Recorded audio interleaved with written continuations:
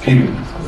What we witnessed yesterday was a shameful charade meant to hoodwink the public that the MOU had been implemented when it is obvious to all Kenyans that nothing could be further from the truth. This fact became apparent in a most embarrassing manner when attendees led by the Governor Cecily Mbarire openly challenged the President on the contents of the so-called report. Observers would also have noted that the President purported to extend the mandate of the committee by another 60 days in the same meeting where Dr. Uhuru Odinga had earlier argued that there was no time limit in the implementation of the MOU. The confusion that Kenyans witnessed at KICC yesterday is enough proof that the so-called broad-based team are aware that they are lying not only to Kenyans but to themselves.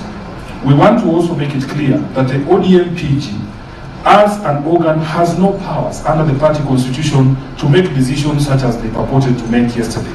You will recall that prior to and during the signing of the now expired MOU, it was the party's National Executive Committee under the leadership of the government processed and superintended the process. The purported extent is therefore ultra-violence, unconstitutional, null, and void.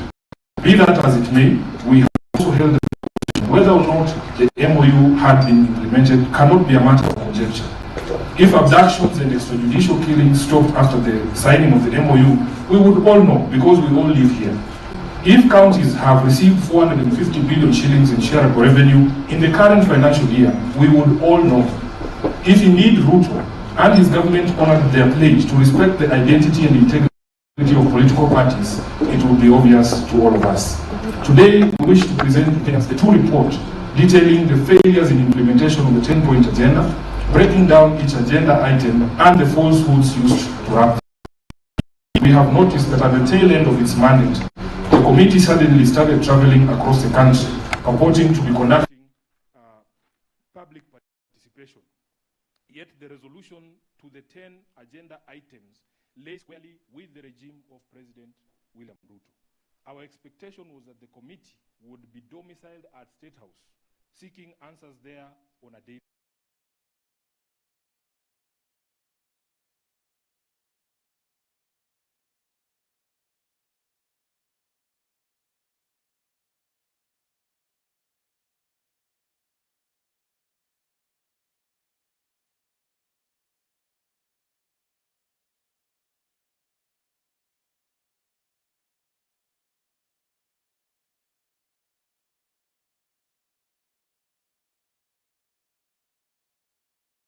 Thank you very much. That is a statement on behalf of this team.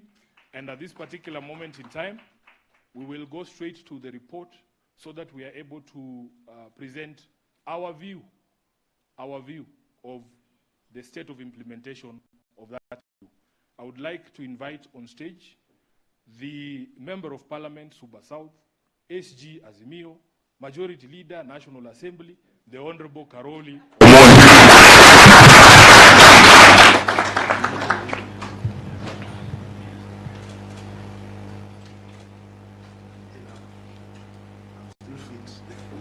Thank you. Karoli, the meeting has given you 15 minutes to go through the report. Thank you. Asante sana, Bwana SG. Good morning, everybody. I'm very happy to be here this morning, and I have with me what was launched yesterday here and what we are launching today. And the difference is amazing, not just in terms of presentation, but in terms of the contents and details. 15 minutes, try and make good use of them. Let me start by explaining why we feel it is important that as Linda Mwananchi, we must also give a report on the 10-point agenda. First, we are here to defend Baba's legacy. That is why we are doing this. It is so important for us. And I think it is important for Kenya and those who have been all along in his quest for Kenya. This particular document has Baba's signature. So it is important that people get an accurate, truthful, independent, impartial, and correct report on what is being done about Baba's commitment to Kenyans when he signed the 10-point agenda. We are here to make sure political fraud is not committed on Kenyans in the name of Baba. That is why we are here. We must protect Baba's legacy. That is our duty as members of ODM, as members of Linda Mwananchi, as people who worked with Baba. Secondly, whether it is NADCO or whether it is the 10-point agenda, these documents were made in the name of the people. So there must be a people's report, not what you saw yesterday, a conspiracy of some sort. The people themselves must give a verdict. And what we are going to give here today is the people's report on what they think on the implementation of NADCO and the 10-point agenda. And finally, we all have national values in our constitution. There must be accountability. When leaders make certain public commitments, they must be held accountable. What we are trying to do here is to hold those who signed this to be accountable to Kenyans. So people may ask, how did we get about in compiling this report? What was our methodology? We did exactly what is expected in a situation like this. We had broad surveys, we contacted people by phone, by email, we asked questions, we engaged with the public. What do you think has been achieved on these particular issues? NADCO had 10 points, 10-point agenda had 10 points. So Kenyans have given us feedback. It is this feedback that we are now communicating to the rest of the world so that people can understand this. We looked at government records. We reviewed records in Parliament, which bills have been passed that were supposed to be anchored on either NADCO or on the 10-point agenda. We looked at what has happened in the executive. How are they conducting executive business? Are they complying with the 10-point agenda? We looked at the judiciary. What decisions have been made in terms of the rule of law and constitutionalism? And we looked at the reports of other independent organizations, especially those in the civil society like Oxfam and the rest of them. So what we are presenting to you here is not something we just sat somewhere and created. It is a product of a consultative process, a scientific process, and with very good methodology. Now, how does our report relate to what was released yesterday? Let me start by telling you people the joke of the miniskirt. How do you define a miniskirt? A miniskirt should be long enough to cover the subject matter, but short enough to arouse interest. So if you look at what was launched yesterday, it is inimically short on substance. In fact, Mheshimiwa Obadia Barongo and Clive Gisario here was laughing at their report on leadership and integrity. And since we are not propagandists, we are just people who like to give people correct information. If you look at their report on page 13, this is the report on leadership and integrity.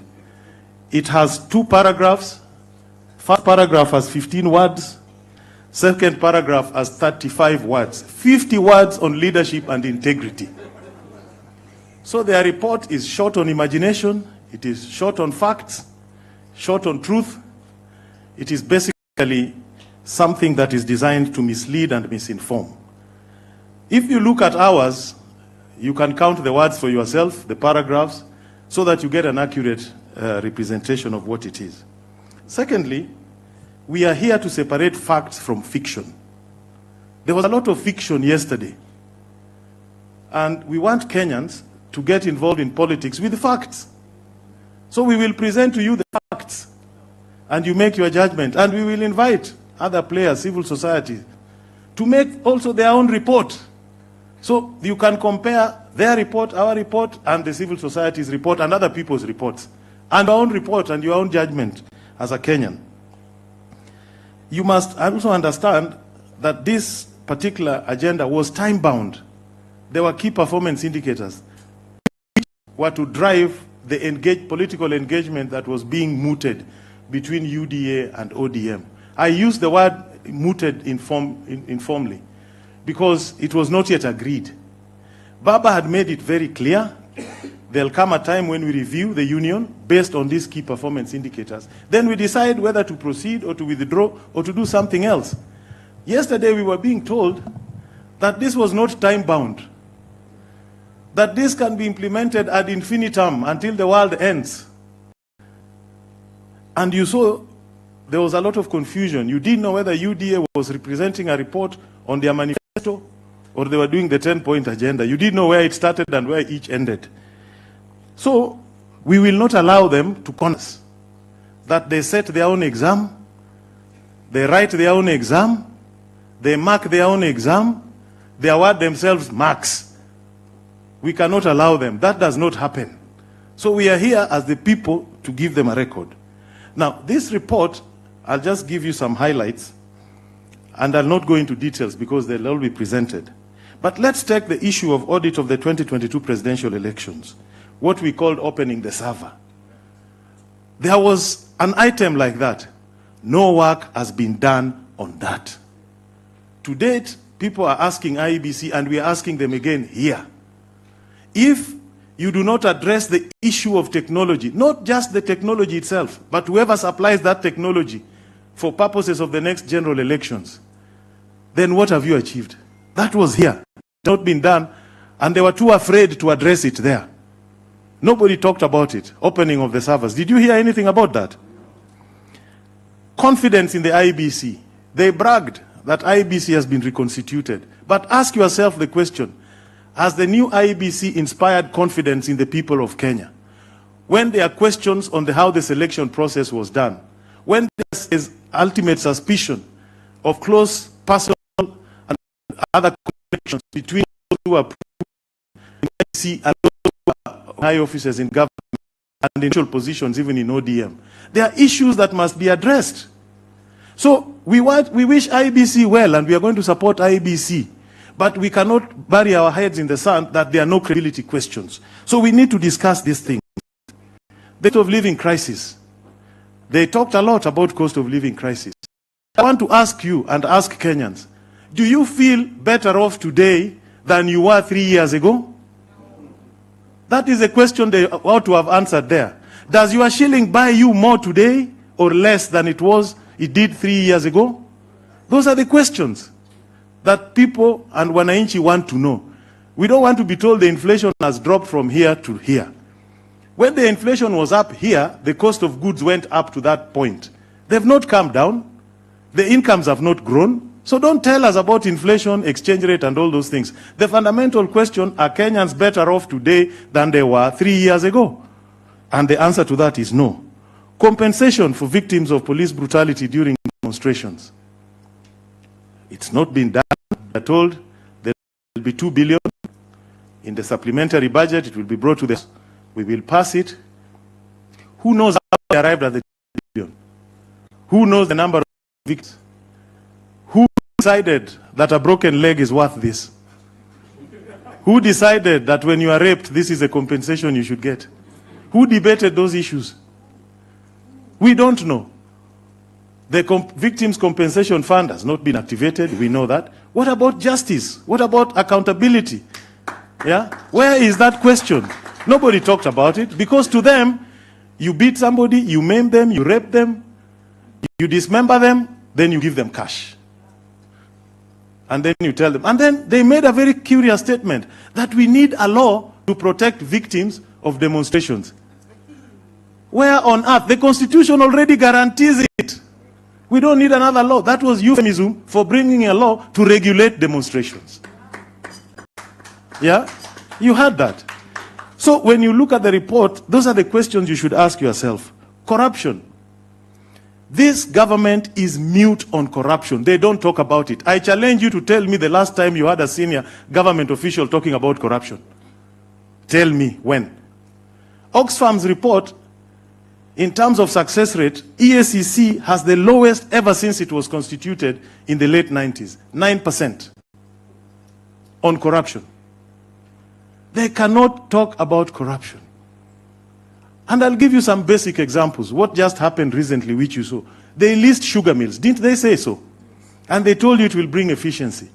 Did you ever hear of a valuation of the sugarcane that was in the nucleus estate? There was no valuation. It is like somebody giving you a supermarket to run full of stock in that supermarket and just telling you, I'll pay you rent for the floor space. Not the stock in the shelves. I hope you're getting me. So they took the nucleus estate of public sugar mills. They are turning it into sugar, selling and getting money. That is open theft. And whoever is doing that, in another 19 months, tutakutana on that issue, because that is theft. It is like walking into a government office and walking out with the chairs. That it is. So there are many, many issues. Corruption, nothing is happening. They'll tell you, okay, rule of law, constitutionalism.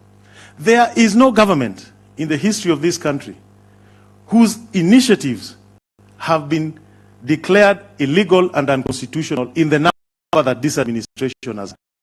They're appointing advisors, they're appointing cars, illegal. Just go and do a count. No government has had that record. Everything they touch, illegal. This, illegal. That, illegal. So where is constitutionalism? Where is the rule of law?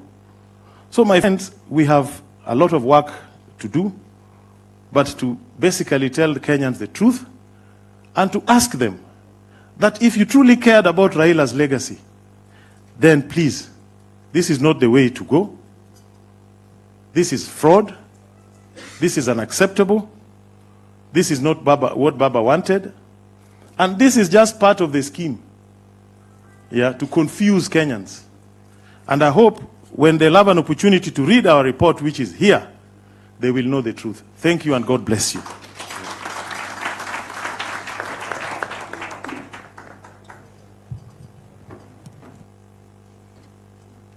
Another round of applause for the Honorable Paul Omondi.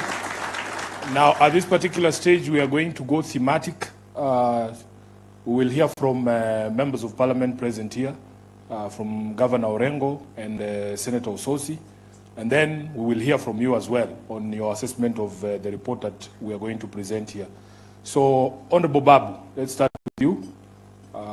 You have 5 minutes, then we invite the next colleagues. Thank you very much, SG. God is good and all the time. Thank you. And about the 10-point agenda that was proposed, I want to say that it was just a mere PR exercise. Everything that was yesterday was all gibberish. It was all balderdash. It was neither important nor detailed. The detailed parts were not important, and the important parts were not detailed. I want to talk about a few issues that I saw.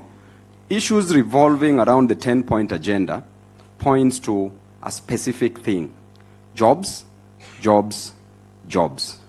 Jobs for the youth, jobs for our women, jobs for our men. This nation, we were promised jobs, that we would get jobs to a tune of around 1 million jobs annually, per year. What are we seeing in return? PR exercise. With the issue of the jobs, because of lack of jobs, the youth are going on the streets. Because of lack of jobs, our people are suffering. People are opposing this government simply because there are no jobs that we are supposed to give to our youth, men and women in this country. We look at the important things that must be done by this government to create jobs, and they haven't considered any of them. For us to have serious jobs in this nation, we must industrialize. There must be an industrial revolution, industrialization. But the capacity, when we talk about energy as a part of the infrastructure that we have in this nation, the electricity that we produce in this country, The cost is so high. We only produce around 3,800 megawatts that cannot support industrialization in this country. Then the president was telling us that by the year 2040, we should be producing only 2,000 megawatts of electricity by the use of nuclear reactants, nuclear energy. Meanwhile, our neighbor here in Ethiopia, in 2025, launched the Grand Ethiopia Renaissance Dam. That dam alone is producing 5,150 megawatts of electricity. Kenya itself is importing 400 megawatts of electricity from Ethiopia. That dam contains 74 billion cubic meters, the capacity, and was constructed at a cost of only 4.8 billion US dollars. Then we are being told that in the year 2040, we are expecting nuclear energy at a cost of 500 billion Kenya shillings. The cost, the housing that we are doing, affordable housing, per year we are spending 120 billion Kenya shillings. In 5 years, we'll be spending 600 billion Kenya shillings. Meanwhile, affordable housing is a private good, and the role of a government is not to participate in provision of private goods, but to facilitate consumption of merit goods like education and health, and also provide public goods like roads. So you wonder, where is our priority? Where did we go wrong as a nation? That what we want to achieve in 2040, Ethiopia has already achieved by 2025. So therefore, when it comes to issue of handling jobs in this nation, we are not ready. Electricity is very costly in this nation as compared to East African countries. So without that proper energy as part of the infrastructure, we cannot create jobs. And because of that, the youth will continue rising, and the youth will continue demanding for what is rightfully theirs. Lastly, on the issue of the public debt, we were being told so many things about public debt. Everything that was mentioned about public debt yesterday is completely out of place, is completely mere statements of puff and misrepresentation of facts. Yesterday, when they were talking about debt, we know very well that our Constitution in Article 229, Sub-Article 4, Paragraph G, gives the Auditor General the mandate to audit the public debt. And it states clearly that every 6 months after every financial year, the Auditor General shall audit our public debt. What happens in our nation? The system, the government, does not allow the Auditor General to audit our public debt. What is happening in our public debt? Right now, we have a debt of 12.3 trillion Kenya shillings. Out of that, 6.8 trillion is the domestic debt. Then 5.5 trillion is the foreign debt. Then every year we are paying 2.3 trillion as debt. The problem is not taking a debt. We all know all this from the economists who are here, that a debt is not a problem. But what you do with that debt is what is the problem. We borrow money for personal consumption. We borrow money for recurrent expenditure. We borrow money to loot as a nation. And the moment you loot that money, that debt becomes unproductive debt. The debt that we have is not productive. And therefore, we are not even creating jobs, because the moment we make the debt be productive, then we shall be creating jobs with that debt. A child born today in 2026 is born with a debt of 200,000 Kenya shillings, approximately. Therefore, where are we headed as a nation? because we are still going to borrow more money just to waste. And therefore, my scorecard on a scale of 0 to 10, I want to say that the government has scored -1. Thank you. Thank you, Honorable Babu. Honorable Undo, 5 minutes, please, so that we can engage the... Thank you. Thank you, ladies and gentlemen. When I listened yesterday and what I read yesterday, it was a sad day for Kenya. It was a sad day for the followers of Raila Amolo Odinga. It was a sad day for Raila Amolo Odinga, wherever he is. What I saw yesterday was actually praise and worship of the king at State House. It's such a shame that ODM leadership can stoop that low to go and praise the president for doing nothing. I do not know what they have been fed on since Baba Raila Amolo Odinga departed on the world. Let me focus on the economic issues. They keep on gloating that the economy is expanding, the economy is growing. But truth be told, the Kenyan economy has remained stagnant all the 3.5 years President Ruto has been in the office. When you look at the statistics of the Kenya National Bureau of Statistics, clearly indicates nothing has changed. The poverty level nationally has remained about 38% out of the total population of the Republic of Kenya. There is this issue they keep on pontificating all over about the reduction in inflation rate. Kenyans, and this is where the lie lies. And it's about data produced by a credible institution, their own data, and that one of other international agencies. They keep on telling us that inflation has dropped from 9.6 to 4 point something. That's what they keep on telling you all the time. But the truth of the matter, there's something you call non-core inflation. That encompasses food, energy, and transport. And this data is available all over. As at the end of December 2025, the rate stood at 10.1%. 10.1%.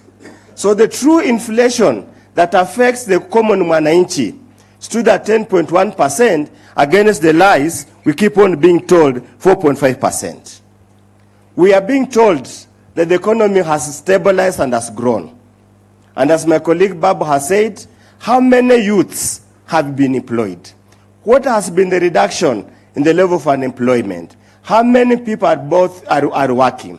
And what has been the change in the disposable income for the last 3 years? Many Kenyans, when you look at your pay slip, those who are lucky to have a pay slip, you can see how emaciated, how mutilated it has been from 2022 to 2026.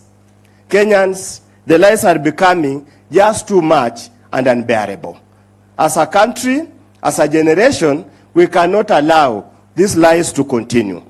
On the issue of securitization that have been told us, you have heard what the Office of Auditor General has spoken about Talanta Stadium.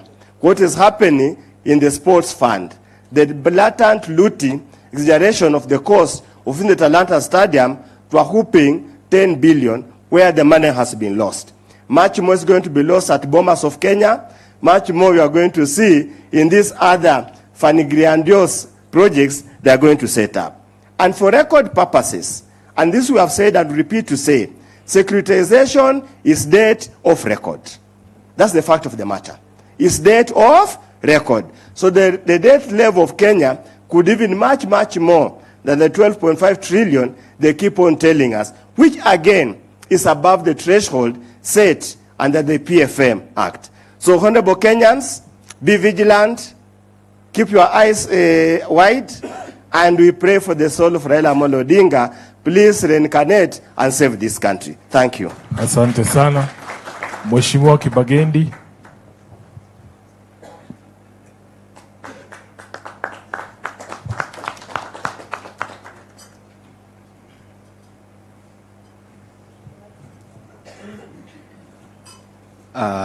Thank you, my SG.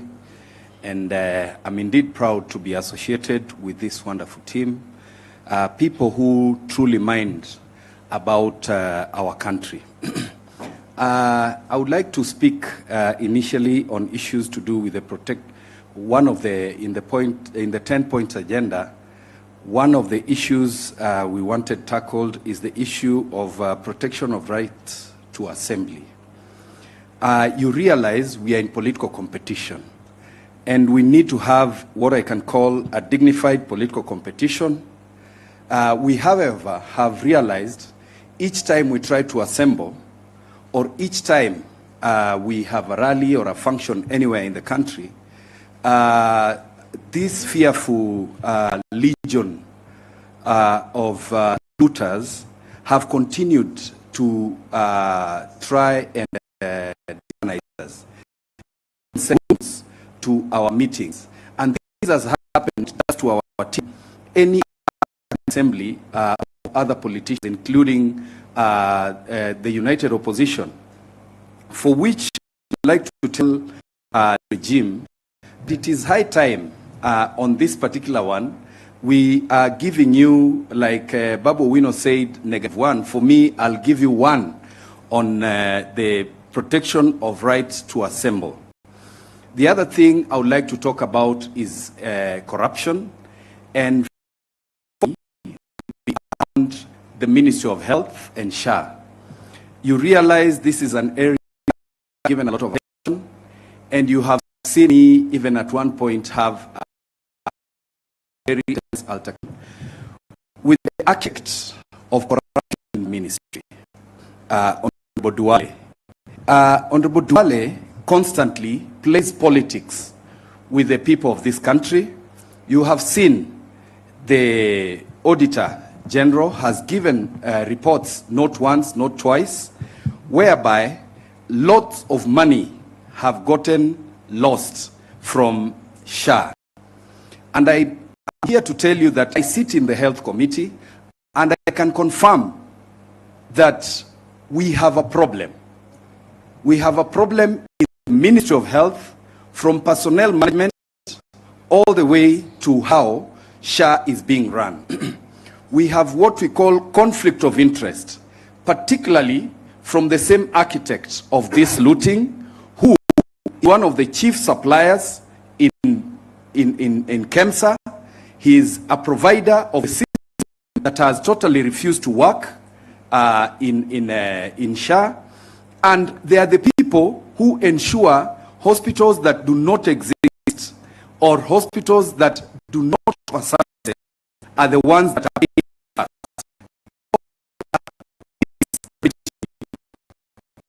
to truth. And that is why when I said that Parliament has been auctioned, and I'm saying it here again, and those who have a moment, please talk to Honorable Tangula, Senior Counsel. Honorable Tangula, go when you are having the SK electors. The gentleman doesn't even realize he needs to have a practicing certificate to be able to vote. And he is here coming with what I can call Bukusu Diskomatanga rules to use them in Parliament for issues things in Parliament. A Parliament that protects wananchi, a Parliament that fights corruption. We have a Parliament that is enhancing corruption in this country, in the sense that they have aided the executive to do the wanton looting that you are seeing today. My colleague has spoken about the stadium, Talanta Stadium, and many other projects. And recently, again, on corruption, believe you me, Parliament handed over an opportunity to the executive to a point of, is it 5 trillion Kenya shillings? They call it infrastructure fund, but I call it pocket money for them to use in the coming election. But I believe Kenyans understand and know what they actually want. The other thing I would like to talk, before I finish on corruption, and that is why I'm asking Kenyans. On the issue on Ministry of Health, we need to go hard, particularly on this CS, Adan Duale, who keeps chesting, that is the one who gave the EACC CEO the job he has today. He gave the job, you realize they are kinsmen, who is a CI, and hence you realize EACC is busy being used to do with politicians who do not agree with this regime that is allergic to truth. They recently sent me a letter, SG, to my NGCDF because I do not agree with them. They sent a letter to the fund manager, and they are not specific, even on the specific project they want to look at. They are on a fishing expedition, and it is Duale who is instigating this. It is Duale, and it is because I will continue. I will not be intimidated. Continue about the corruption in Jah. We will not, and I'm calling upon Kenyans. It is high time, including the TikTokers, let us aggressively pursue this issue of corruption in Shah. Now, to finish, I've heard the president throw around numbers about the number of people that have been employed in government. 1 minute, he says there are 250,000 people employed in Mujengo, as if every Kenyan is a fundi. He again goes on to say he has exported close to 400,000 young people to work, particularly in the Middle East. But one time, together with some journalists, we decided to do an audit of the number of people who have actually exited this country to go abroad for work. Because when you go for work, you get a work visa.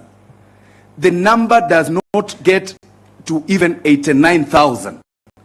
It is about 88,000, a few hundred. But we, particularly to the media, we need more concern about these numbers. Let us ask them to show us how many people have gone to Saudi Arabia, how many people have gone to Dubai, how many people are in Qatar, so that we get the right numbers. We should not allow this regime to continue about the number of people who've been abroad. I truly appreciate this opportunity. Let us continue. Sure, we are fearless and we must confront. Thank you. There are two more members of parliament to speak, then we go to the next category of speakers. I will have the Honorable Rongo on stage, please.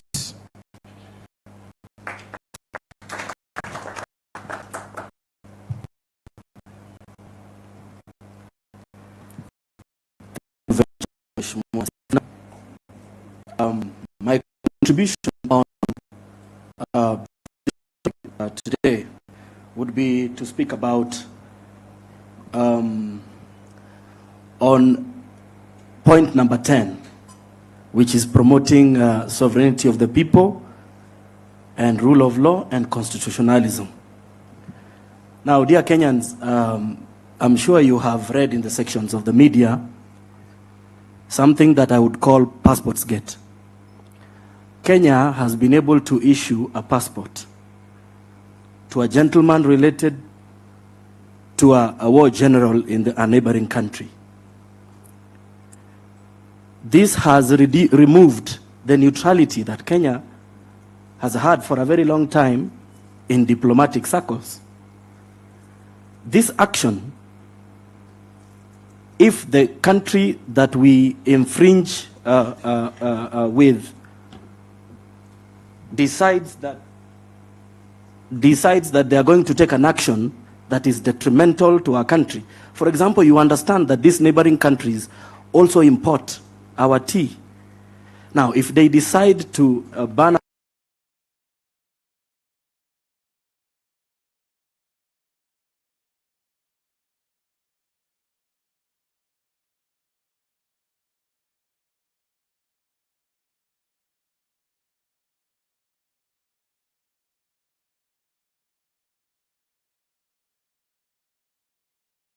left alone, and the neutrality that we for a long time enjoyed will disappear.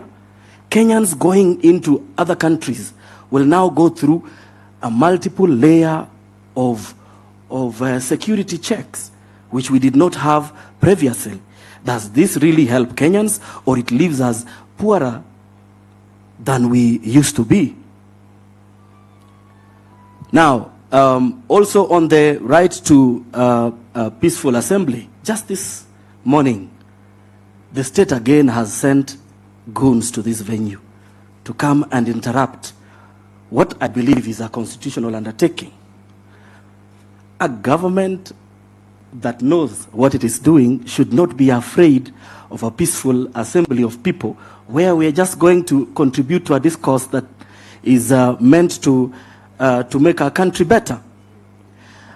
During our Linda Wananchi rally at Kitengela, there's a gentleman called Vincent Ayomo who was killed. What has happened? What has the government done since that loss? And as we are heading into an election, what should we expect from this government? Are Kenyans optimistic that this government is going to create an environment in which Kenyans will exercise their full rights of choosing the leaders that they desire to push this country forward? On the point around promoting and protecting young people, how does bullying Wakina Zwena here when they are creating content help them? How is that creating an environment in which a Kenyan is supposed to exercise their right to oversight their own government? And how about what we are seeing the government doing, which is evicting young people from spaces in which they are doing gainful business activities to provide for their livelihoods? How does that leave Kenyans better off? What we are seeing here and what we saw yesterday is a government that is engaged in self-glorification, is a government that is out of touch with the reality. We might say all of these things that we want to say here this morning, but the fundamental question we should ask ourselves is, are we better off? Are we better off? I can speak personally about my payslip. This government takes a lot of money from my payslip. It is an amount of money which, if I had, would today be employing more than 6 people on a minimum wage. How am I supposed to be happy about that? For this and other reasons and the contributions that my colleagues have made, we want to ask Kenyans not to be defeated in their minds, to maintain the vigilance at an individual level. As leaders, we can say whatever it is that we want to say here, but as Kenyans, we must decide that we want better for our country. And if we do that, we will be very ready to die standing than to die kneeling. Thank you very much. Asante sana. At this stage, I want to apologize for the gender monotony. There is a reason. Our colleagues in Parliament of the female gender have found themselves in a very tough situation. They are the focus of all sorts of intimidation from political parties. In fact, if you remember, there is a senator who was kicked out of Senate just because she appeared at a rally for the united opposition. That's not to say they are not with us. You will be very surprised. When the time comes, they will come out when it is safe. We are creating an environment where it will be safe for everyone to come out. So, lastly, the Member of Parliament, Clive Gisairo, please 5 minutes, then we go to the next round. In the next round, you will see some bold young women who no one can threaten. They will also be speaking. Thank you. Thank you. I'm sure I'll stick to the 5 minutes, having gone to Alliance. So, Firstly, I think we need to close this country for renovation. And while doing renovation, we'll start the cleanup from State House, because that's the heart of the mess of this country. One of the 10-point agendas was to stop wastage of public resources and promoting government efficiency. Listening to them yesterday, the first thing they said in stopping wastage was doing away with the spouses and all those shenanigans. You cut on spouses, but your State House budget goes up to 17 billion. I do not need to make public what I give my wife. I just need to get it for myself, and wife is taken care of. And that's what they are doing. We are not fools, and we are not going to be fooled. The young people are up to the task, and they are going to take everyone on. When you cancel foreign travel, as you said, and then you ensure the Kenya Air Force helicopter never lands, actually it's a touch and go for refueling. That is not cutting cost on travel. You just moved foreign and turned your counties to be the foreign nations. So when you're moving from this county, the next minute you're in the next county. And then we say we are cutting travel costs. We are not. We've actually ballooned travel costs. Tell me when you never heard of that helicopter for 72 hours landing somewhere in this country. What's the cost of keeping a helicopter on the air? Nowadays, the pilots of that plane are most known faces other than the aide-de-camp of the president. We talked about promoting and protecting the livelihoods of the young people. We don't know this government what exactly we'll make reference to. Will it be the Hustler Fund, which none of us knows the results, the outcome, how many youth it has benefited? Can they be paraded somewhere? We see them. Or does any one of you know any? Are we going to talk about the empowerment program? Whose funding we didn't know it was coming from? Our colleagues in parliament were all over the place with empowerment programs, spending billions of funds that nobody knows the source and the intended outcome of those level of tokenisms. Today, we are now riding on a World Bank-funded project called Nyota. It has been politicized. Why will you need to take a chopper to go launch 22,000 shillings? How crazy can you get? You know, you can be holding a doctorate degree, you can be a doctor by title. After all, can he have a photo of his classmates? We don't know where some of these titles are gotten from because the acts and actions do not reflect the title and the degrees you claim to hold. These are some of the small things that are angering the young people of this nation. And we want the anger to grow. We want the anger to manifest into serious temper. If ikiwezekana, hasira ya mkisi is now allowed in all Kenyans. We've been having the issues of teacher employment. Oh, we've employed 100,000 teachers. Cut us some crap. While the CBE, or CBC, whatever the name is, was formulated over 11 years ago, that is when those teachers' opportunities were created. Because junior school was going to be there, you like it or not, and teachers had to be employed. So stop riding on things that were automatic. Even if we were to have a madman in that house, I'm not saying the one who is there is not mad, the same thing was going to happen. So we need to have a bigger discussion, a discussion that talks of facts and things that are actually new, creating opportunities for the young people. Yes, Talanta Stadium is good. But where will you get the talent to go to that Talanta Stadium if the stadiums in the villages are not anything to talk about? In my own county, we don't have a single stadium. So how do I promote and donate someone to come to play at Talanta Stadium? We are getting it wrong because we are so focused on not being Kenyans, but being Singaporeans. We need to be Kenyans. We need to fix the Kenyan problem. For those of us who want to be in Singapore, nowadays, if Singapore Airlines does not land in JKIA, we'll get it some hours to land there, pick some of them and go. When we're talking about protecting and strengthening devolution, They don't even know the number. They launched and said, in the shareable revenue this year, they're going to get 450 billion. While I sat in Parliament, it's 420 billion. How do you get it wrong with 30 billion? Hata kama hesabu ilikushinda daktari. 30 billion is quite a big gap to get it wrong. Next time, get it wrong with 2 billion.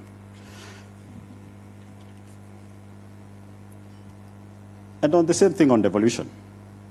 Choose whether you are national government or county government.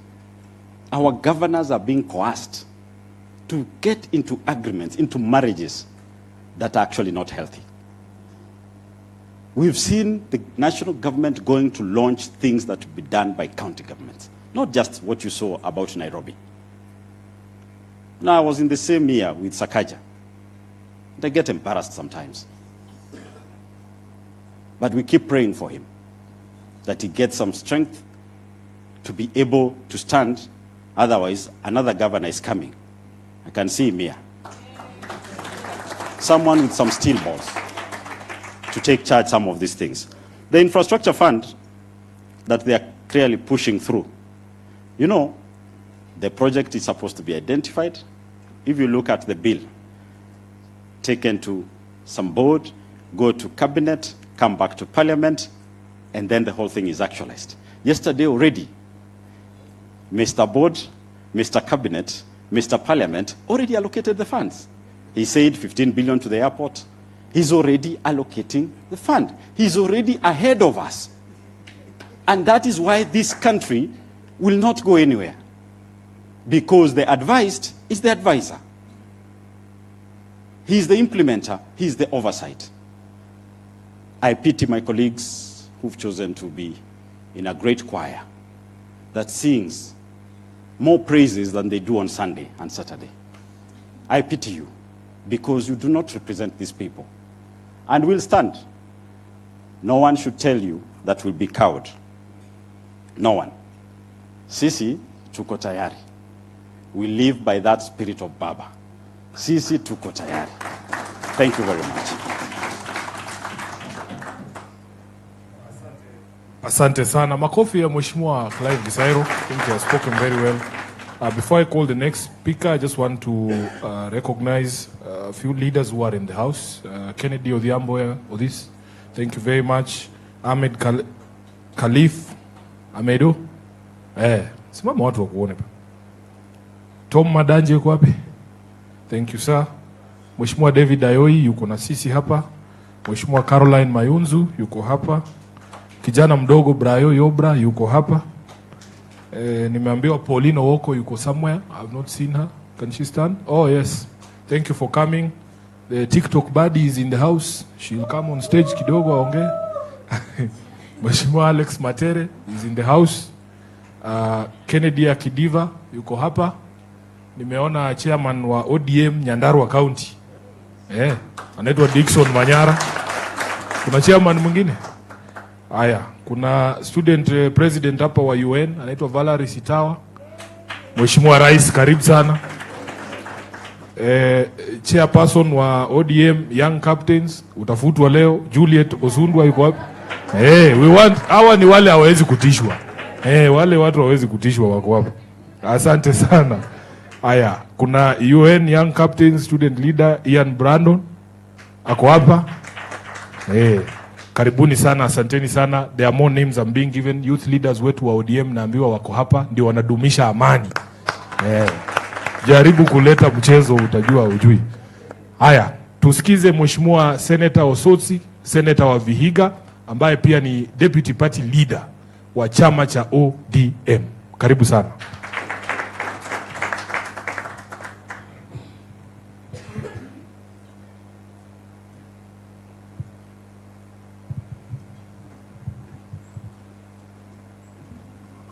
Good morning, everyone. Let me start by saying that I'm very happy this morning because when I was seated there going through the two documents, the one prepared by this Kenya Kwanza government and the other one prepared by Linda Mwananchi, I could see that indeed Linda Mwananchi is the government in waiting. Because if you look at what these people released yesterday, then you wonder what they had been doing for a whole year. And in fact, one of the resolutions of this gathering should be that Senator Zani-led committee should be surcharged for spending public money and doing nothing. But let me say this. During the funeral of our late party leader, Raila Amolo Odinga, I was given a chance to address the gathering. And I said that the greatest gift William Ruto was to give to Raila Amolo Odinga was not offering him a state burial, but implementation of the 10 points agenda. It is sad that more than 3 months after Raila was put to rest, our president has done nothing. Instead, yesterday, he paraded himself there to talk about what he has achieved, which was full of lies as a president, but not the specific issues in the 10 points agenda. I am happy today, wherever he is listening to us or watching us, he can see we are now telling him what he should have done. Let me now go to the issues. Let me start by devolution. Strengthening devolution. I heard them talk yesterday how they are dispersing enough funds in time to counties. And it is sad that I saw a group of governors there clapping. When they know the truth, Governor Orengo is here, he will tell you. Senator Sifuna is here, he will tell you. Counties go for 3-4 months without disbursement from the national government. And they were seated there clapping to the falsehood that they get money in time. In the 10 points agenda, Raila wanted our counties to get a minimum of 450 billion shillings. But that 450 billion shillings was tied to the financial year 2024-2025. But 2024-2025, we got less money. The following year, which was financial year 2025-2026, instead of giving us 450 billion, which the senators had pushed hard, they gave us 415 billion, less by 35 billion. Now, 2026-2027, contrary to what William Ruto was telling us yesterday, we have now just processed the budget policy statement. It is talking of 420 billion shillings. Yesterday, the National Assembly passed the Division of Revenue Bill with 420 billion. So why is this man lying to us in daytime that he's going to give us 450 billion when in the BPS it is 420, when in the Division of Revenue Bill it is 420? See you in Mwongo. Still on devolution, he promised Kenyans that all devolved functions shall be transferred. We are sitting here, instead of him transferring functions to counties, he is taking over the functions of counties. You can see this stampede to build the markets in our counties. Those markets are not built by governors. They are built by William Ruto using revenue from housing levy. We are seeing the so-called industrial park, and this is going to be a white elephant in our counties. Who is doing it? National government. So we are far off from implementing devolution. And in fact, devolution has suffered under William Ruto. The other issue is on electoral justice. And this was one of the issues identified in the NADICO report. And it was very clear. And you remember we went out to protest, to say, open the servers. Open the servers. NADICO recommended that we have an audit of election systems. What has happened so far? Nothing. Even the recommendation to set up a committee of experts from ODM and from Kenya Kwanza. ODM presented a name of retired Attorney General Amos Wako to that committee of experts. UDA or Kenya Kwanza has not even submitted their name. And now, we are now being told that the company that was involved in election malpractice, Smartmatic, was irregularly brought back just before Marijan left. Just before Marijan left, they extended their contract. So nothing has been done so far on that. And that, William Ruto did not speak anything.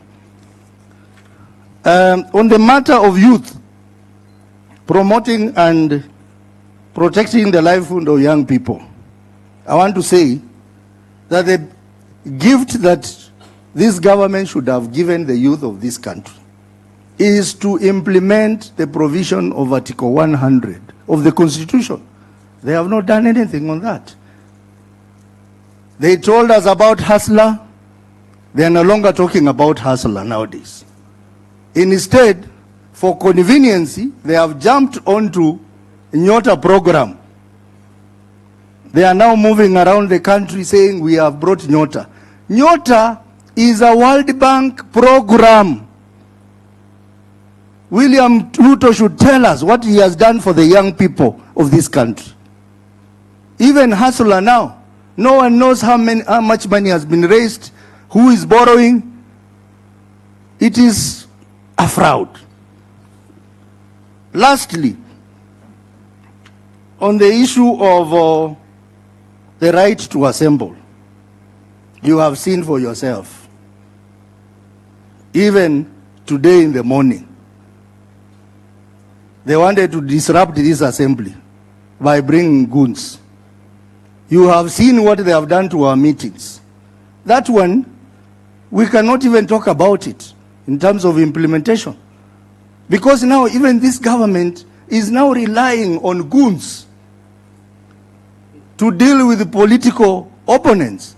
And this is how Haiti started. And now Haiti is a big problem. So we are saying on this one, nothing has been done. And this team is going to join the Gen Zs during the June anniversary. Now, on the issue of compensation of victims of police brutality, I want to agree with Mheshimiwa Omondi that how did they arrive at an arbitrary figure of 2 billion? How did they cost it? Because we are told over 250 youth were killed. How did they arrive at 2 billion? How did they do the assessment? We also have so many of our youth who are languishing in prison. Even as we talk about a deal between ODM and UDA, our youth are in prison. Our youth are facing court cases. And there is no one to represent them there. How are we going to deal with that? And we reject compensation without justice.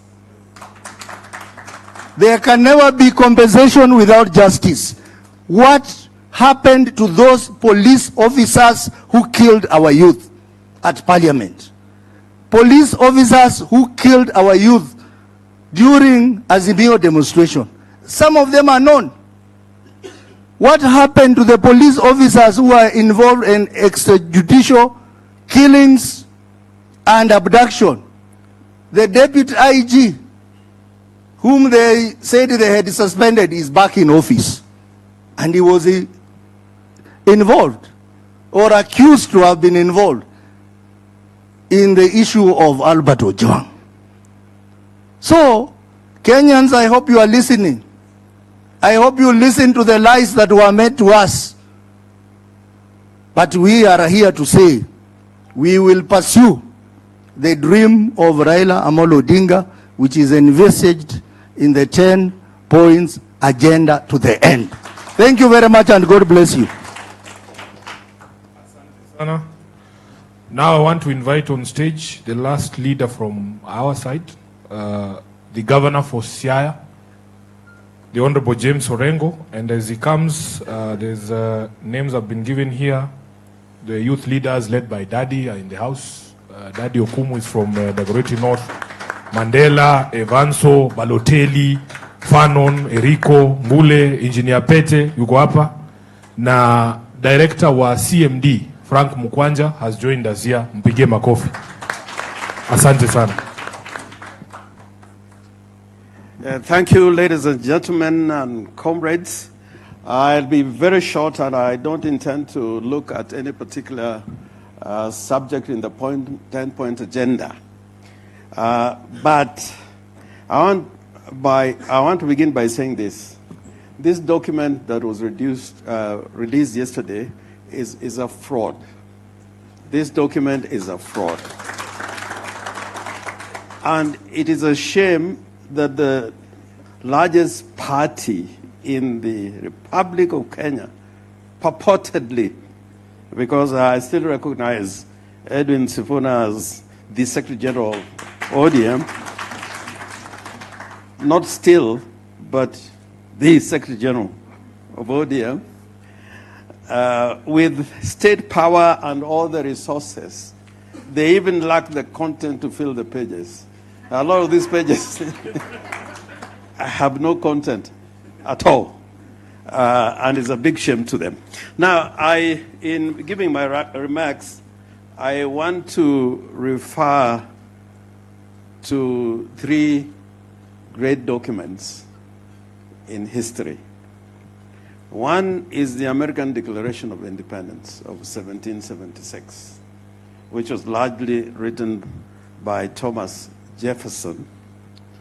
And the other document, which was written 13 years later, is the Declaration of the Rights of Man, which was drafted by a famous Frenchman, Lafayette, but with some assistance from Thomas Jefferson.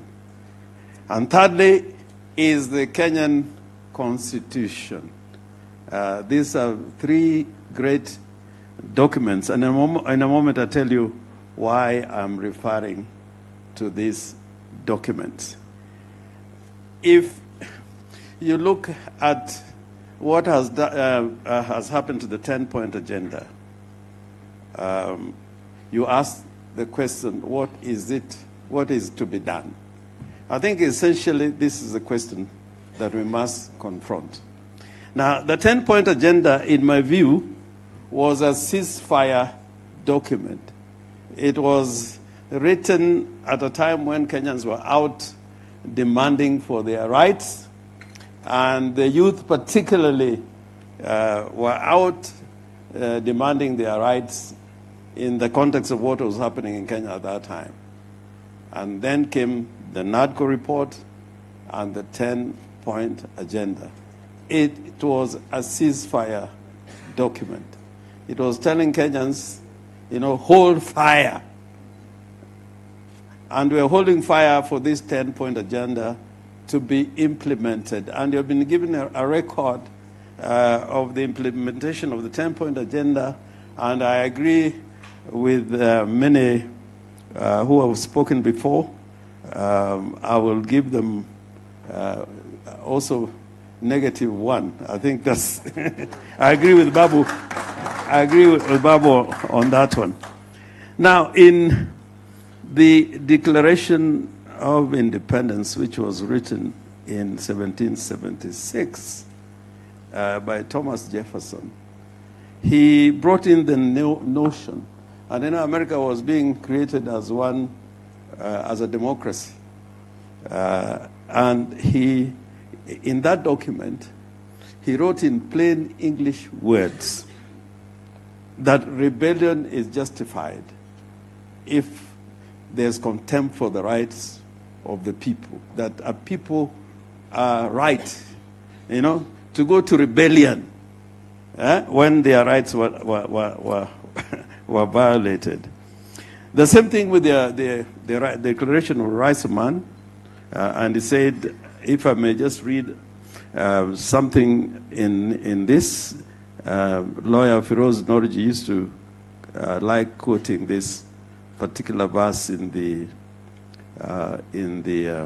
Declaration of the Rights of Man, written in the year 1789. And this was written by the National Assembly that was convened in 1789. The representatives of the people of France formed into a National Assembly, considering that ignorance, forgetfulness, and I emphasize the word forgetfulness, or contempt of the rights of man are the sole causes of public misfortunes and corruptions of governance. Now, if you look at these two documents, they have a resemblance in terms of content to the preamble to the Kenyan Constitution, to the Kenyan Constitution. And the Kenyan Constitution talks about we the people, we the people. Now, the big problem in Kenya is about the presidency. If you look at the 10-point agenda, the major complaint is about the institution of the presidency. We have in Kenya today an imperial presidency. That's why there's a lot of complaints about abuse of power, extrajudicial killing, abductions, violation of the freedom of assembly and the right to demonstrations, and many other governance issues. So the biggest problem we have in Kenya today is the institution of the presidency itself, full stop. If we can do something about the institution of the presidency and bring it back to what it should be according to the Constitution, then we'll be dealing with many of the problems that we have today. And me, what I can just say in a word, that the report yesterday was a call to action. It was a call to action. It was a call to action. It was a call to action. And that action is not going to be taken by governors, by members of parliament, by representatives of the various assemblies. It will be taken in the words of the Constitution, we the people. That is why the Kenyan Constitution talks about sovereignty is vested on the people of Kenya. And I can tell you, the hour has come. The hour has come. It is not 2027. It is now. The hour has come. This is the time to begin the process of bringing change to Kenya, a transformation. And that is not going to be done by Parliament, because our institutions have been emasculated. The courts cannot really drive change. It is going to be done by the people. So the only advice I can give, and I'm prepared for this, and when I sleep, I'm very comfortable in my mind that Kenyans must come out now, not next year, not tomorrow, not next week, to claim their country together. If it takes another month, another 6 months, it will be more difficult. And I can tell you, when the people are united together, nothing can stop us from achieving our goals. So I plead with you that in the first phase, we must recapture the party called ODM. This is the first phase of the struggle. We must make sure that ODM as a part of the people must be reclaimed by the people. And we are lucky that the Secretary General is with the people. And the deputy party leader also is with the people. And you are all with the people. After reclaiming our party back, state capture, from state capture, the second stage is to begin organizing. Because the ceasefire is over. The ceasefire is over. And I can tell you there is no way we can have free and fair elections until people come out en masse to determine what type of elections we're going to have. If you leave it to Kasongo the way I see it, and with the constitution of IEBC, it will still be lamentations next year. So the hour has come, the time is now. Let us go out and reclaim our country back. Thank you very much.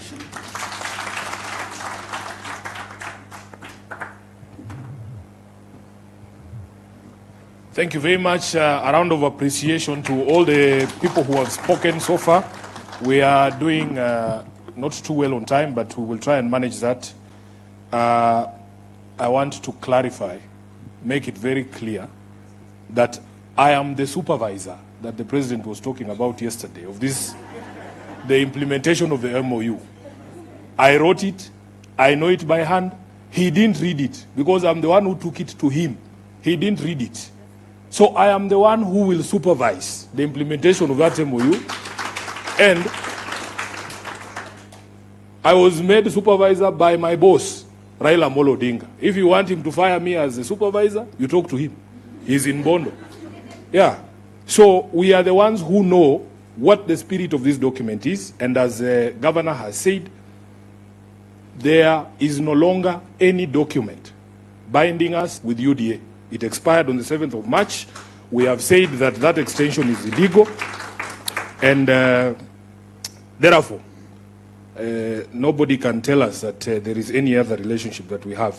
I also watched with a lot of consternation that people would sit in that room and just listen to blatant lies and clap, actually. We want to remind those governors as senators, because they always come to us, Governor Orengo, saying, oh, Sifuna, you and the Senate must push for more resources for us. And then they can sit there. They come and even complain that the disbursements never follow the disbursement schedule that is passed by the Senate, that they are 3-4 months behind in their allocation. Then the president is lying in your presence, saying that disbursements are up to date, and you are there just seated clapping, waiting for Sifuna to defend you. You know, some of these things, Governor, they don't make any sense. Devolution is under threat. I will just mention a few things that have already been mentioned. It is a blatant lie. They brought a document called a budget policy statement. We processed it. The figure there is 420 billion in this financial year. A paltry 5 billion shillings extra for devolution from 415 billion in the last financial year. And then you as a governor, having read that document, knowing your members of parliament in the National Assembly have already passed the division of revenue at 420. Somebody is telling you they will give you 450, and you are clapping. I think the problem in Kenya is worse than we thought.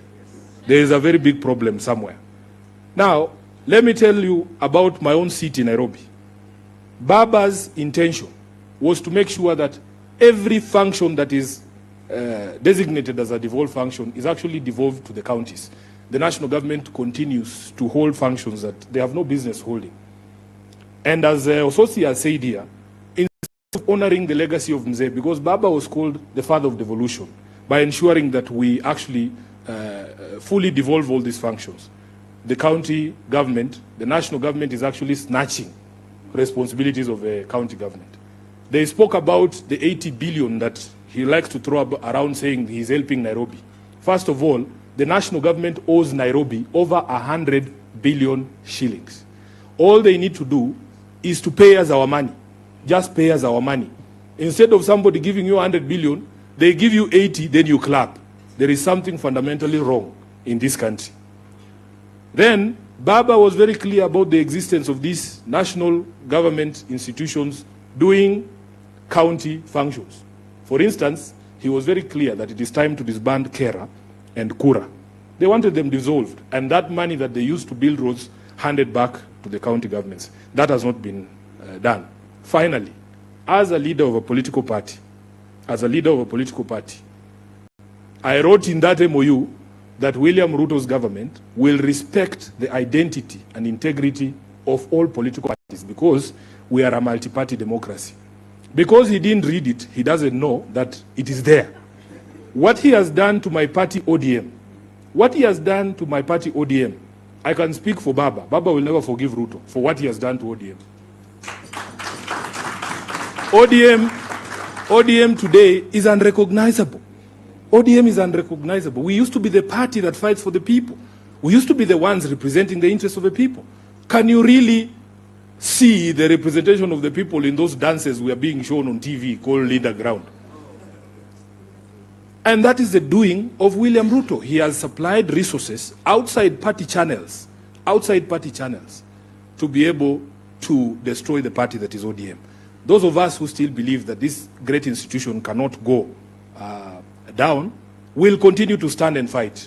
Some of you, I hear you telling me, oh, Sifuna, leave ODM, you go and form another party. We are not leaving ODM. This party belongs to all of us. We have to fight for this party, bwana. Watuue tu kama watatuua, lakini tutakuwa hapo ndani. Baba hakulea waoga, as I've told you. And we have all contributed to the standing of the party. You cannot tell Karoli to leave ODM. He's the owner of ODM. We are all owners of ODM. All of you who pay taxes.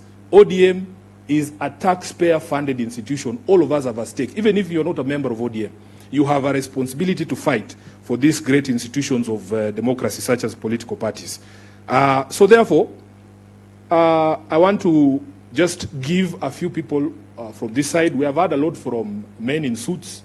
Let us have some female voices as well. And we want to start with the president. You know, there's a president here. Mheshimiwa Rais. Unaweza kupatiwa mic hapo ndio tuende kwa haraka, because if we walk too much, we might take a lot of time. Madam President, you have 2 minutes. You can give us our assessment from the students' perspective, whether indeed you feel that the 10-point MOU has been fully implemented as they told us yesterday. Morning, everyone. I am Valerie Sitawa, a student at the University of Nairobi. Incoming Madam President, and we must get there. So today is a pleasure, and it's a wow thing that we have been given such a good opportunity to be with our leaders, sit down and discuss about the 10-point agenda. And first of all, I would like to point out to the unemployment part, where His Excellency Mheshimiwa Babu Owino talked about. It's one of the most troubling issue in our country. And as much as we are in the universities, our parents are proud of us, but what is the aftermath? We go to school, we get to graduate, we get our degrees, but at the end of it, we get to become business people. Like, there's this girl in TikTok, she calls herself Mama Mboga, and she has a degree that can get her work. So opportunities are closed for us. We don't have representation. And concerning about education, we are a public university. And sometimes we don't get all the social provision from our schools. And all they can say is they are not getting enough funding. And we are looking up to the government. We are not being catered for education-wise because the government is not there for us, is not giving us a position so that we can also grow and become people like them. Yeah, thank you so much. Thank you very much. Let's hear from Juliet. Good afternoon, everyone. My name is Juliet Osundwa. I'm the national chairperson of the ODM Young Captains. It is a caucus within the ODM Women League. So what I can say is that the government failed to meet its deadline. And when I heard what they were talking about yesterday, that the 10-point agenda is on track, I was shocked. I was surprised because everything has not been met. When you look at the cost of living, it's still high. We, the young women, we are affected. There is still unemployment. When you look at the human rights and security, the victims of June 2024, we were on streets with them. The justice has not been met. You know, justice delayed is justice denied, right? So I want to say that they have really messed with us, and the report we are having here, the report from the people, we are the people, and we are telling a different story. So another thing I would like to talk about, the other day I heard Senator being criticized that the team doesn't have women, and as a young woman, I heard him saying that he's protecting us from the tear gas and the chaos in the rallies. What I want to say is that we don't need protection. Yeah, so we want to be involved.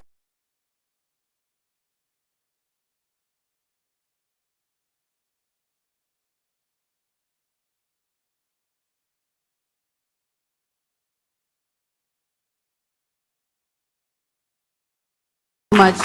Asante sana. I think the young women have been fantastic. What I was speaking about was the women leaders in parliament. That's why I was telling you, you can see the front row here is a bit heavy on suits. Let's hear from Abby here, and then we continue with the female session. I think we need to allow as many as the men who spoke to also...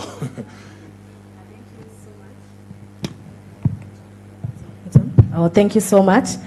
And you know, Senator Sifuna, when they attempted to oust you, you stopped being the SG of ODM, you also became the SG of the people. Kwa hivyo, you are wearing two hats. And I also want to just tell the two ladies that have spoken before me that this team accommodates young women. I mean, you can see I'm here, a whole TikToker. I'm also a real estate consultant, and we are being given a voice to participate, interact, engage, and give ideas. And we'll continue growing this team. And we're also attending rallies, so tunakula hiyo tear gas, but sisi pia si waoga. I want to comment about what happened yesterday. Two things stood out for me. One, the president called a woman holding a very high office in this country a mad woman, because she wakes up every day and tells us what this government is doing in terms of theft and in terms of public funds loot. And that is Madam Nancy Gadongo. And so by calling her mad, aliita wanawake wote wa hii country mad. So as women of this country, we're also telling him, tutamuonyesha kuchizi ni nini. And we will do that by showing up, taking up our voters card, mobilizing, reminding women that we are the biggest voters in this country. And before these senior women can come and start telling them, wamama hoe, ati to support one of our own, we will remind these women how this government has failed women. When I say the president hates the women of this country, I mean it. In the same forum yesterday, we saw a whole elected governor begging for a comment on the 2/3 gender rule. What does that say? And the comment that he told her was, are you sure you want to say something? A subtle threat. I didn't take that lightly. I was like, hey? And even when he finished, he said, I want to take a vote. All those of the opinion, aye. All those of the contrary, he says, shut up. So what is he telling us, the young people and the women of this nation, that we have no right to talk, align, and hold them accountable? But what we are saying, Senator and the team for the Linda Wananchi, the young women of this nation are rallying behind you. They are silent, they are mounting themselves, they are organizing. We are waiting for the platform, Mr. SG. We will plug in, we will go, since mass voter registration is starting this year. Tutaenda kwa ground venye tumekuwa tukienda. We will mobilize women, we will do civic education and tell them how this government has stolen from them, that they're not able to access quality health, how SHA has stolen from them, and how this government has continued to make us either beggars, widows, or mad people. Asanteni sana. Thank you so much. Thank you. Is there any other lady from this side who wants to say something? Just put up your hand, please. Okay, this side. Yes, I can see the TikTok buddies want to say something. Who's starting? Okay. Thank you, everyone. My name is Wavinya from Makueni, and I want to, poke holes on what happened yesterday. being a voice of the PWD and young women in this country. We demand inclusion in most of those things that the government is talking about and actually calling us fools. I just echo what my colleague has just said. He calls us fools. Anatuita wajinga, anatuita mad people. We are not mad, and I want to call every PWD in this country, I want to call upon every single lady in this country to go voice it out in our chamas, in our grassroots collections, in our areas, in our spaces where we govern and where we work. Let us tell everyone about the ill of this country, the ill that the government is, meting on us as the young people. So we are going to do that through the vote. Atutasema tu Ruto must go. This time we will take him home through the vote. So emergency water, please make sure you are armed with your vote because it is your voice and that is what will take Ruto home. Thank you. Thank you. Just give the lady next to you. Hamjambo wa Kenya wazalendo. I am Gen Z Badi, a teacher by profession, a young woman in politics, and a civic educator, uko social media. And I am live currently, and there's a comment that has just passed by named Shika. Amesema we need to talk about the solutions and not the problems. Because again, where attention goes, energy flows. And if we continue problems, alafu.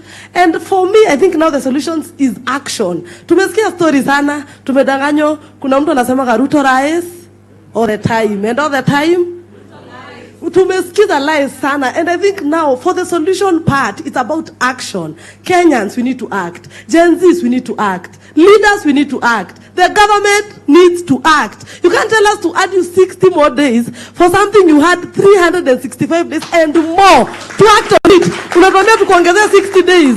Kwani anyway, another thing for the solution, change of regime. It's not only change of leadership. We need to change the regime. How things are done in this country. Change leaders. Si change.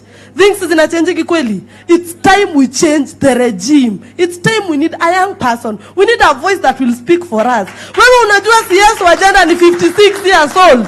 56 years old. Alafu niongelele mimi. We need to change how things are done in this country. Inclusivity. Niliona kwa 10-point agenda we were supposed to be included as the youths. Wakichagua ati CS, wakichagua PS, walikuwa wanafaa to include. But we have seen that political loyalty is something that comes first when elective positions are being done. Sindio? Watu wakikuwa nominated ni huyu alikuwa na mimi sana. So please, Senator and the Linda Mwananchi, choose your loyalists wisely. Usikubali ya class 2 dropout akue loyal to you. Usijui utampea nini. Thank you so much. Na kwa hiyo MOU, Senator, unge slide in ka Ruto must go. Sasa yangekuwa home. Jua Somangi, thanks. Abby, I was very tempted because I knew you was not going to read the MOU. Anyone else? Yeah. Yes, please. Let's be brief. It's afternoon. Yes. My name is Noella. I'm an event consultant and also a political analyst and a civic educator. There is one thing I picked from yesterday about the self-proclaimed ODM party leader. As a Kenyan, when you talk about compensation, to me, I look at justice first, not money compensation. Oburu said one thing and said, si lazima compensation sio lazima. Does it mean that justice pia sio lazima? I asked myself, nilikajiuliza, did he just say that?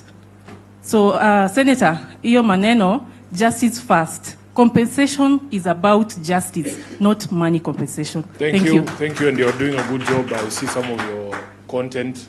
Are we done with the ladies? No? Let's go. Oh, there's more. Good afternoon. Good afternoon. My name is Paulina Woko.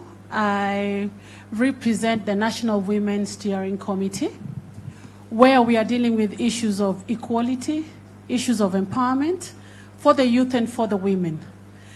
And for me, I want to address two issues. One, when we gained independence 63 years ago, we wanted to fight disease, education, and poverty. It's sad to say that we are there. We are still there. 63 years later, we are still there. Food is a challenge. It's a big challenge, and let's not pretend. You know the people in your circles who can't even deal with their basic need of eating one meal a day. So we can't be talking about Singapore and we can't even eat. Secondly, the issues of women equality and women and youth representation is very paramount. All these things in the 10-point agenda are well anchored in the Constitution. For me, the 10-point agenda, I took it shingo upande. Because if you look at all those things there, they are well addressed in our Constitution. What we lack in our Constitution is the implementation. What we need to do is to implement the Constitution fully. I would not be standing here to talk about women and youth leadership. I wouldn't be. And talk is cheap. Let us practice what we preach. I look at the Linda Mwananchi group, the leadership. There is one woman. We are not serious. You can't be holding brief for women who are in parliament.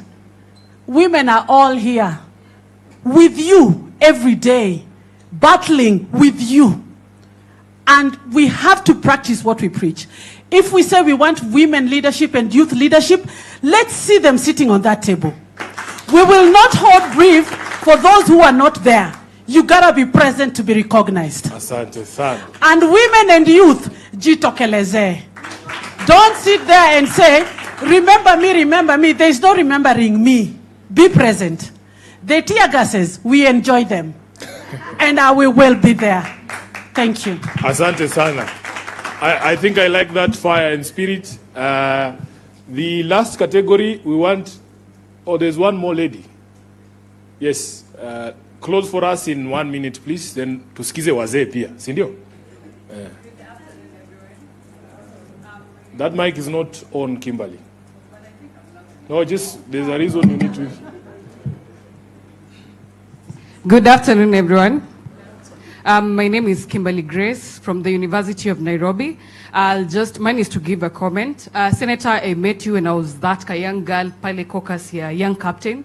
And I remember that time we came and told you the university fees are being hiked, watoto wana drop out. And you brought that to the floor and it was acted upon. The other time, nikaona, there was a police shooting Nairobi University hostels, Kikuyu student, and you also stood for us. That means as Linda Mwananchi, you've always prioritized the people. You've taken into consideration what the Constitution says, that sovereignty, the power belongs to the people, and that is why it is not Linda Ground, but it's Linda Mwananchi, because the power belongs to us as Mwananchi. My youth oye. Oye. My youth oye.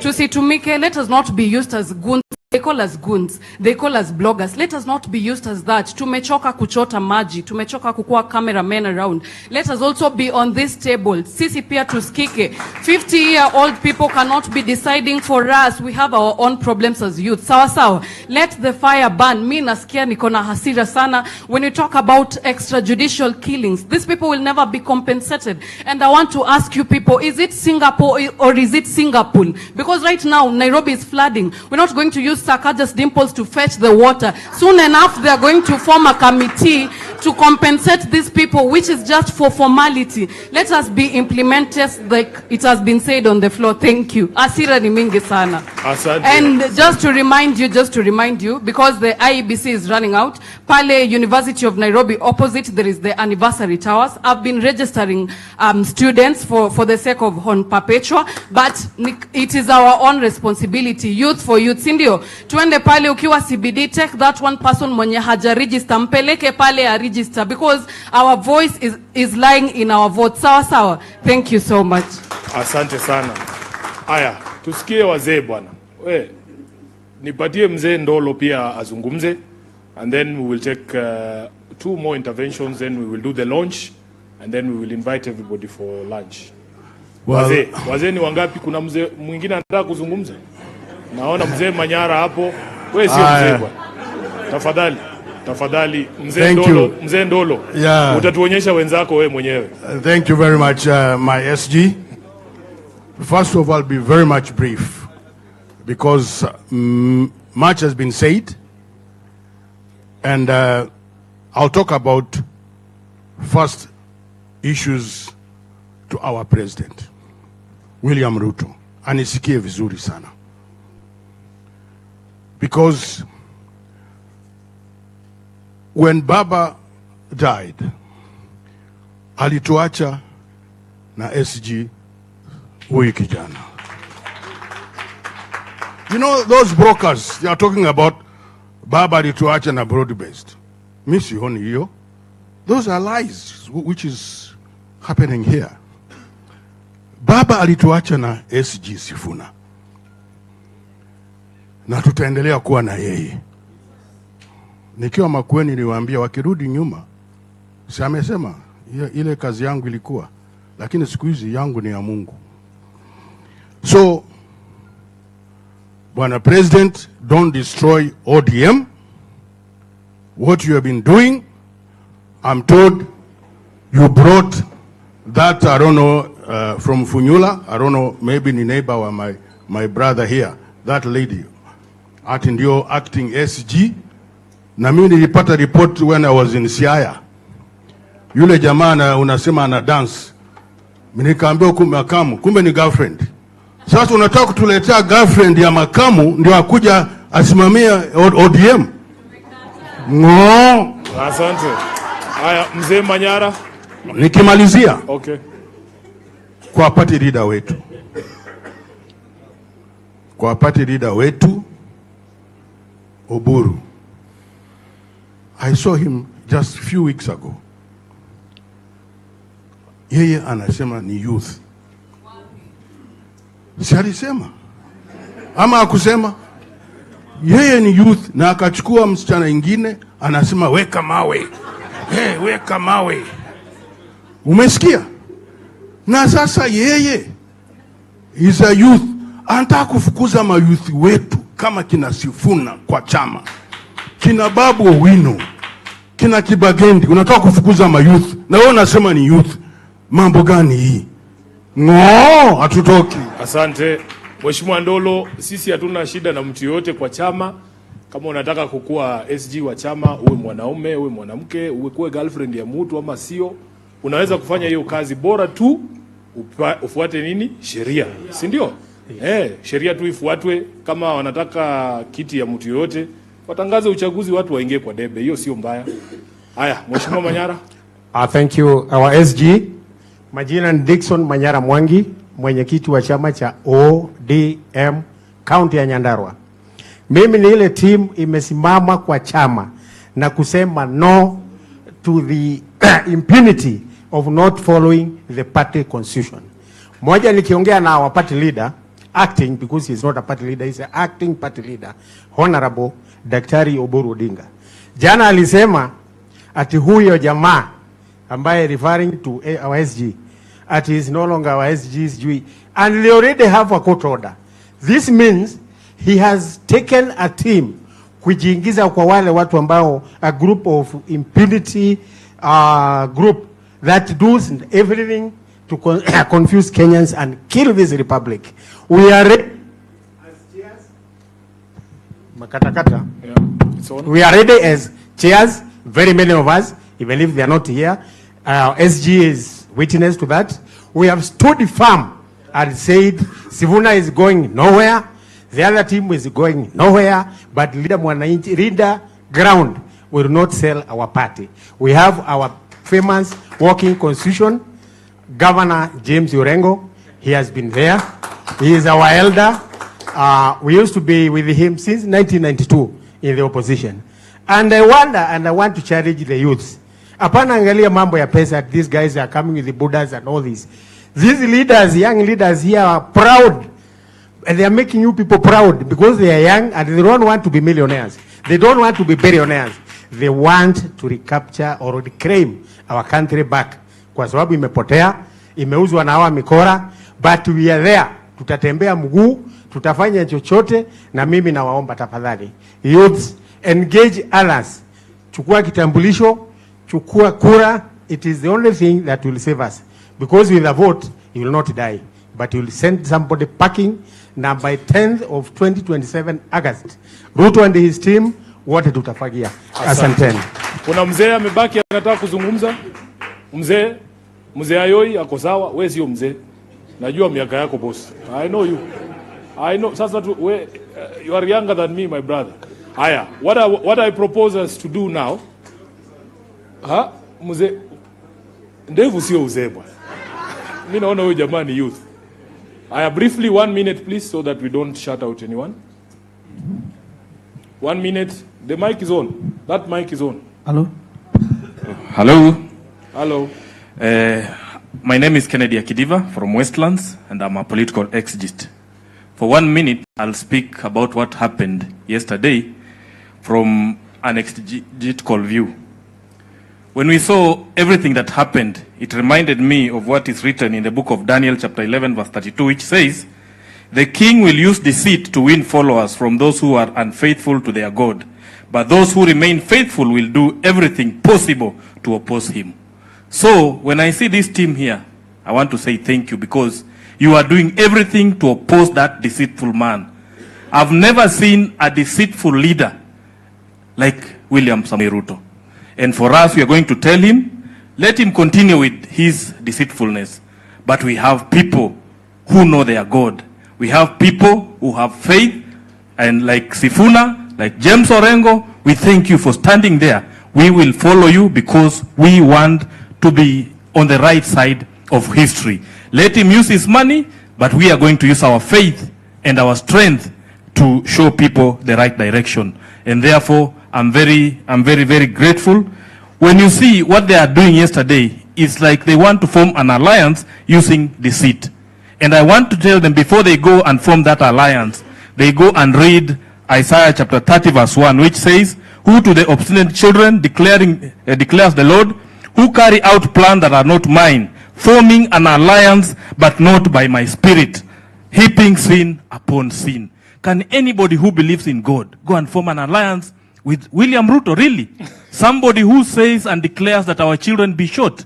A king is supposed to preserve his people. William Ruto is not there to preserve us. He's using our police to go and guard other people. Thank you. Thank you, Bishop. Makofi kwake. So a copy of this report is going to be provided to you and to the media. We will also make it available online. In a manner of closing and summary, we have outlined every single issue here, point by point, to point out the shortcomings of the implementation committee and the government of William Ruto. From the implementation of the NADCO report, we have talked to you about all the issues to do with the audit of the elections, the current IABC and all the challenges there. The question of inclusivity in government as well is properly addressed there. We have spoken to you about the challenges that continue in devolution and the lies that we were told yesterday about the monies that have been devolved, the clawback of functions. We have spoken to you about all of those. Promoting the livelihoods of young people, we have spoken to you about the failures there as well. Then we have spoken to you about the lack of content in their own report on anything to do with leadership and integrity. And in that particular theme, Honorable Orengo, Baba was concerned about opulence and display of wealth in public, including the harambes we saw yesterday. Not yesterday, just last week. Governor, I was very shocked that people who we have known all our lives have never given more than 100,000 or 10,000 shillings in a harambe. Suddenly, he can afford to give 5 million shillings in church. Baba must be rolling in his grave. The fight against corruption, we have all witnessed that there's nothing that has been done on that front. On the right to peaceful assembly, the less we say about it, the better, because we ourselves have been victims. If you count the number of political rallies and gatherings that have been attacked and broken up violently since the signing of the MOU, they are actually, it's embarrassing that William Ruto has paid no attention to this particular issue. It has gotten so bad that he can throw tear gas to a church, forgetting that he rode to power on the back of the church. The number of young people who have been killed since we signed the MOU in the last 12 months are upwards of 30, including Albert Ojuang, who was killed at Central Police Station here, and the latest one in Kitengela. When we were there, that gentleman called Vincent Ayomo was shot 4 hours after our rally was over. They have been peddling the lie that he was killed during the rally. He was shot coming from work. That life is upon William Ruto. And the people who are saying that they are going to compensate as a pole, they should know that that was somebody's child, that was somebody's husband, that was somebody's father. Then on agenda number 7, on the national debt, the Kenyan government can still not tell us as of today how much money we owe, who we owe that money to, and what that money went for. That is what Baba wanted us to achieve here, an audit of our debt. That is not something you can tell us that will happen in perpetuity. We had a deadline of 7th of March. On number 9 here, stopping wastage of public resources, Senator Mheshimiwa Gisairo has given you the most clearest example that you lied to us. In fact, they are claiming that the stoppage of money to the First Lady's office was made pursuant to the MOU. That's a blatant lie. That was thanks to the Gen Z. The Gen Z are the ones who forced them to close down those offices of First Lady and Second Lady. And those, what were they called? Prayer warriors that were stationed at State House. And after Gen Z chased those people from State House, the requirement under this particular agenda was to actually see a reduction in public expenditure. You do that, then you double State House allocation, ya China Mandazi. We are not fools. We know what is going on. Then we come to the last one, which was protecting and promoting sovereignty of the people. You will see the number of court orders on important matters that the government has violated. It's not about buying vehicles for judges. We were not looking for employment of judges. We were saying the judges who are there, when they give an order, all of us have a responsibility to do what? To obey. That rule of law requires that if a meeting has been convened properly, for instance, under Article 37, there is no reason for you to tear gas that. And we also have spoken about the respect and integrity of political parties, the respect for integrity and independence of political parties, which Ruto has violated to the extent that ODM is no longer recognizable as a political movement. And he also, knows that he owes political parties a lot of money because Baba said, because I wrote what Baba was telling me to write, that we want full implementation of the political parties fund. Up to today, ODM alone is owed 12 billion. Ruto has paid not a single shilling to that debt since the signing of this MOU, and now it has expired. Yes, and that is in the face of ODM has 5 court orders saying government must pay this money for the purposes of building our democracy. And that is why, in conclusion here, we have given a score of 1 out of 10, which is a very generous score because Babu and the others believed it was -2, -1, but we put all of those together and we have given them 1 out of 10 or 10%. That 80% that they were talking about cannot be demonstrated to you in the document that they presented yesterday. With those, yes, extremely below expectation, which is why somebody was saying there that there is absolutely no basis to ask for an extension of that MOU, or indeed, absolutely no basis to begin negotiating any other agreement if they could not follow this 10.1. What makes you believe that they will follow any other agreement? So with those many remarks, I want to invite the leaders. We will do the formal launch of the report. This report will be available as soft copy and as we print some hard copies for you. We are not rich people, so we don't have many copies. Yeah? But there's this is the good thing with working with young people. They are saying there's a QR code that you can scan and then you'll get the report. Si hapo tumesonga mbele kidogo. Iko kwa page gani? Si utuwekee hapo. Watu wa scan tu alafu waweze kupata. Over to UMC. Asanteni sana for your patience and for your indulgence. God bless you. Thank you so much, SG. Wapi makofi ya SG tafadhali? So here's the procedure of how we want to do it, because we want to do it in an orderly manner. We have a lot of support from our colleagues and friends from the media, and we'd like them to get the best pictures that will be shared to the rest of the country. So I will invite our leaders on this table to join us at the stage. Everyone else, I would request that you remain seated so that we don't block the pictures at the back. Is that okay? And as we did say, the QR code will remain on screen. Please scan it, share it, and let everyone have a copy. We do not have sufficient numbers of the physical copies for everyone. We've given priority to the media, but for everyone else, if we could kindly scan and have that copy for yourselves. So I'll request our distinguished leaders if we could join us on my right to the stage. And the women leaders as well who spoke, if you could join us on stage.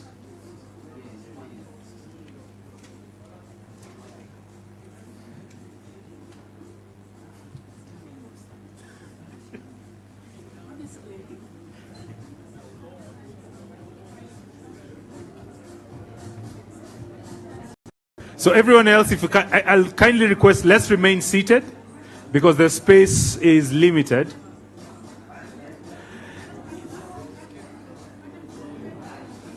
So we'll have a quick countdown. Once we are settled, we shall have a quick countdown.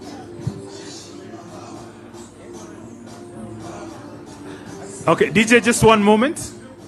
So ladies and gentlemen, once we are settled, we shall have a countdown.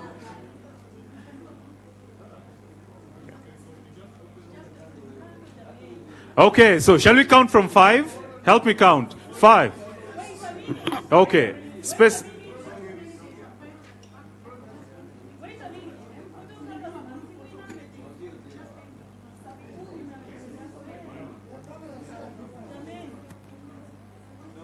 So let's ensure we're not blocking the cameras.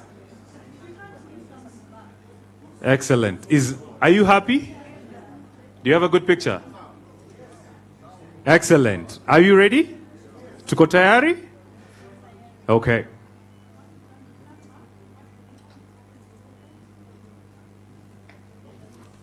Okay, shall we count from 5? 5, 4, 3, 2, 1. Makofi tafadhali, and congratulations. Excellent. Wapi makofi tafadhali.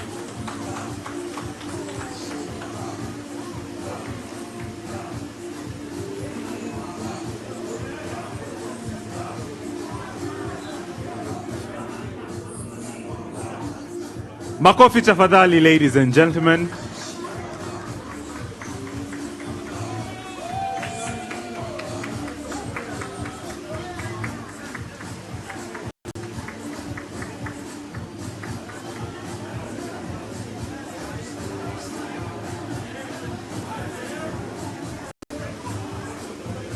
Asante sana.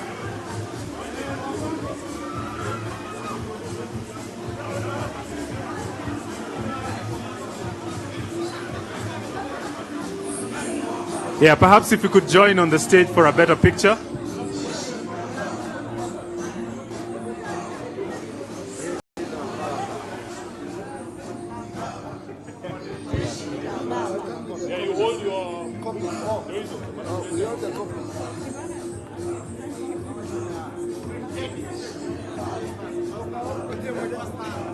Take a copy of your. I think we should. Can we stand here?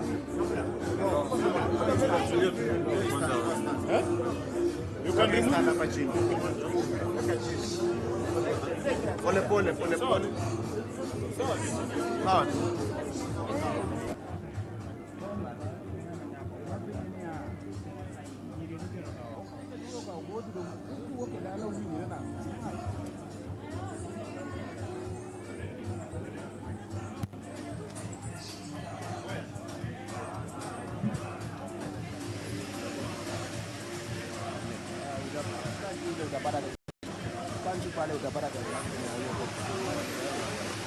Unakwambia skanti ile utapata transaction yenyewe.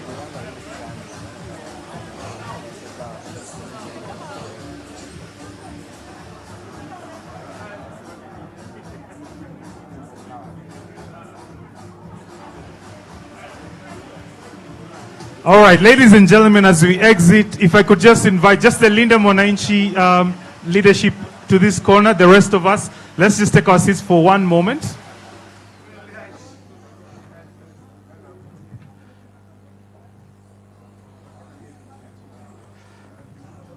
So if you could just have a quick picture of our leaders. So just the leadership of the Linda Mwananchi, and then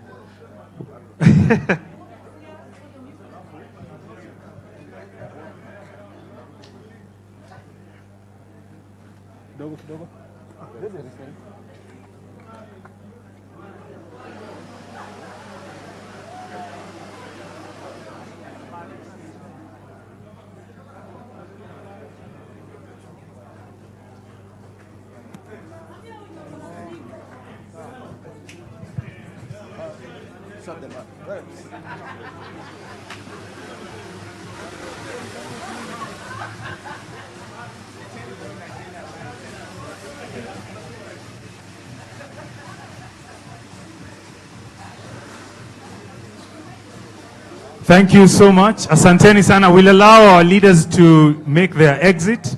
So if we could just create some space for our leaders to make their exit, and then the rest of us. Lunch is also served. So please hang on. Don't rush out quickly.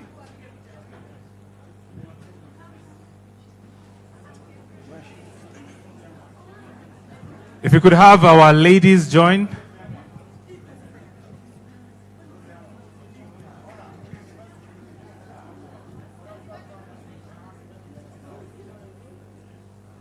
So we shall allow these last pictures with our ladies joining the team.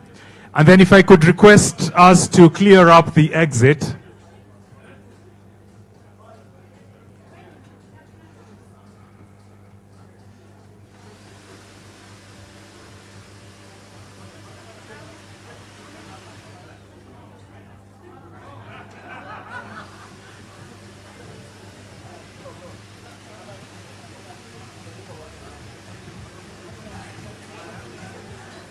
Okay, asante sana mabibi na wabwana. Like I did mention, if let's clear the exits, please. Let's clear the exit to allow our leaders to take leave. And then the rest of us, we can leave at our own pleasure. Asante sana.